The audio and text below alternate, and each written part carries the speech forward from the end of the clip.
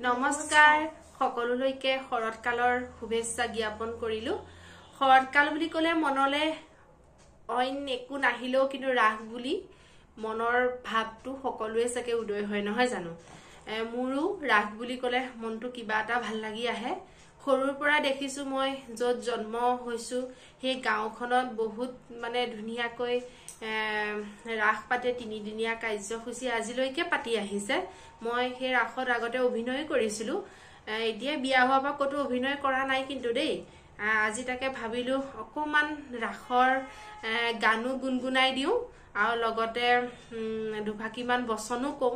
কিন্তু ভাল লাগিছে নে বেয়া লাগিছে আপোনালোকে কিন্তু কমেন্ট কৰি জনাব কিন্তু দেই। যেতিয়া অনন্ত শয্যাত নাৰায়ণ শুই থাকে তেতিয়া এটা গীত গায়, সকলোৱে চাগে শুনিছে, হয়তো ঠাই ভেদে বেলেগো হ'ব পাৰে গীতৰ সুৰ বা গীতটো, কিন্তু মই য'ত দেখি আহিছিলো বিহপুৰীয়া 2 তাত যি দেখি আহিছিলো গানটো তাৰ সেই যিটো শুনি আহিছো মানে সেইটোকে আপোনালোকক অকমান গুনগুনাই শুনাম।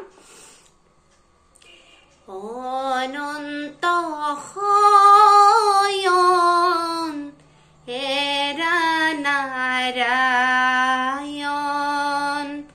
ধৰায় তাৰহে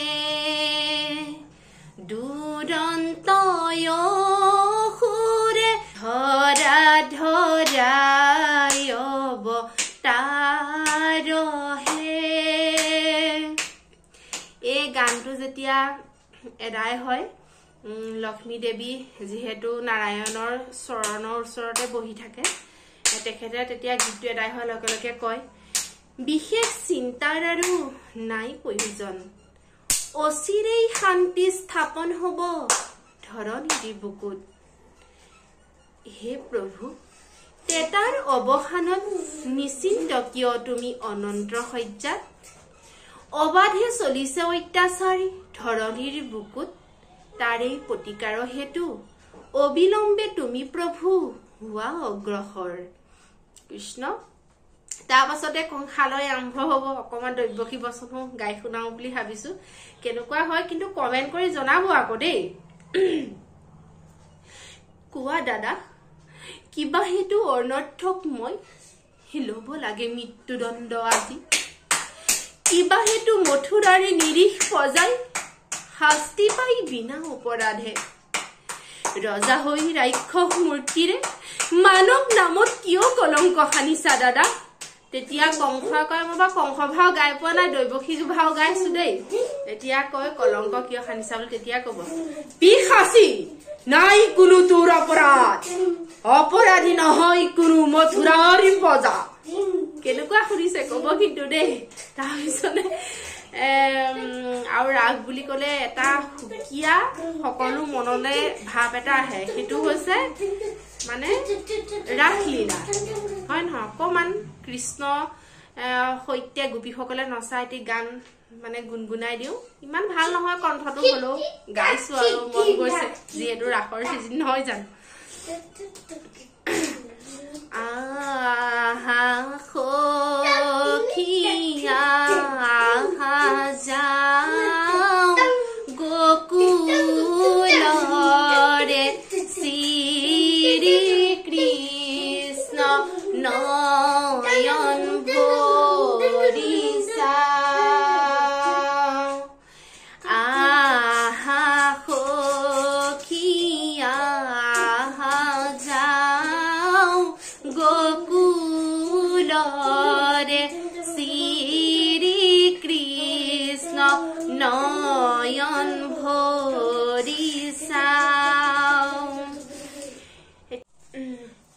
মই যিবিলাক মানে কমেডি ভিডিঅ' বনাও, মোৰ খুৰা ছোৱালী 2জনীয়ে অভিনয় কৰিছে, আপোনালোকে নিশ্চয় দেখিছে সৰু সৰু ছোৱালীজনী।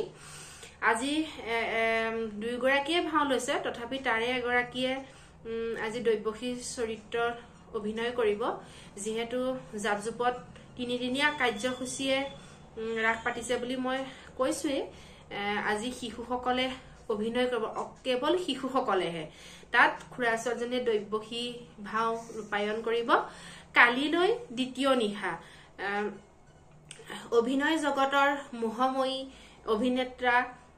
অভিনেত্ৰী জুপিতৰা ভূঞাই দৈৱকী চৰিত্ৰ ৰূপায়ণ কৰিব পৰহিলে অৰুণ হাজৰিকা দেৱে অৰুণ হাজৰিকা বুলি ক'লেতো সকলোৱে চিনি পায়ে নেত্ৰকাই বুলি তেওঁ পৰিচিত তেখেতে নন্দালয়ত ওলাব কিমান যে চাকে ভাল লাগিব আহিব এই ভিডিঅ'টো যদি বিহপুৰীয়াৰ ওচৰ পাজৰৰ কোনোবাই চাইছে আপোনালোকক সকলোকে নিমন্ত্ৰণ জনালো আহিব ৰাস চাবলৈ লগতে মোৰ এই ভিডিঅ' বিলাক আপোনালোকে যে চাই থাকে অকল চাই সামৰি নথব লাইক কমেন্ট শ্বেয়াৰ আৰু লগতে চেনেলটো সাবস্ক্ৰাইব কৰি দিব তেতিয়াহে নতুন নতুন ভিডিঅ'বোৰ চাই থাকিবলৈ পাব আৰু আপোনালোকৰ মৰম আশীৰ্বাদ নাপালে মই জানো আগুৱাই যাব পাৰিম সেইকাৰণে আপোনালোকক আকৌ দুবাৰ অনুৰোধ জনাইছো মোৰ এই চেনেলটো যেনেকৈ চাইছে তেনেকৈ লাইক কমেন্ট শ্বেয়াৰ আৰু চেনেলটো সাবস্ক্ৰাইব কৰি দিব আজি ভিডিঅ'টো ইমানতে সামৰিছো